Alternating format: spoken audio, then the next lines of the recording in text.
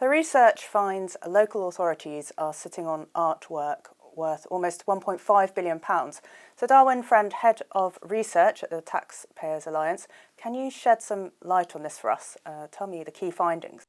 Yeah, absolutely. So as you mentioned, £1.5 billion worth of artwork is held by local authorities across the country, who all in all have 1.8 million pieces of artwork. Now, to break that down per council, that means there's over 6,000 pieces worth £8.7 million on average per council. And frankly, when people are concerned about their bin collections, I think councils need to focus on that first rather than racking up their own council art collections.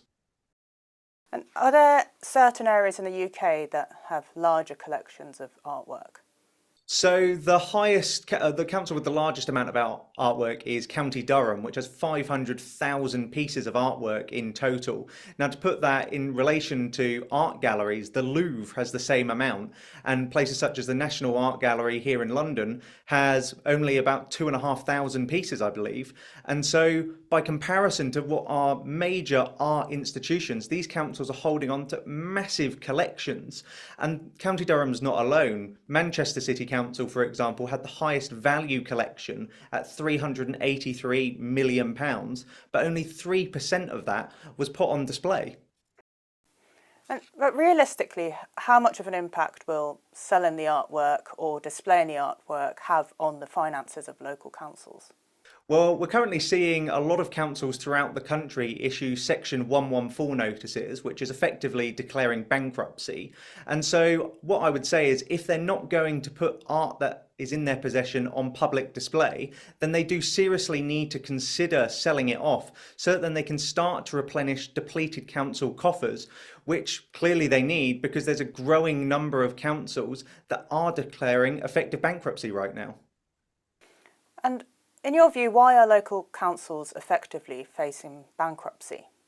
Well, there's a range of reasons for it, but one of the foremost is that they've invested in risky commercial property. We've seen councils such as Woking invest billions of pounds into commercial property, which has then not worked out, and they haven't actually realised a gain on it. We did an investigation a couple of years ago that actually looked at the amount councils were expecting to receive from commercial property that they were investing in, and a significant number of them weren't actually doing any forecasts at all before they purchased this property.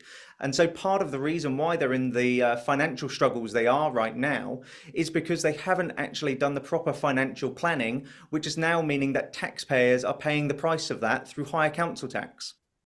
And what are the solutions for local councils to get out of this struggle? Well, I think one of the main ways they could do it is to eradicate waste and really declare war on waste within local authorities and make sure that they're not risking and gambling with their own taxpayers' money. I mean, we're seeing councils across the country hike their council tax by the maximum amount possible, whilst also giving out hundreds of thousands of pounds in pay to senior executives, and, as I mentioned, investing it in risky commercial property that they haven't done proper financial planning for. And so what they need to do is have those proper processes in place and really figure out what they need to be spending money on, which is priorities for their residents and not for these perks.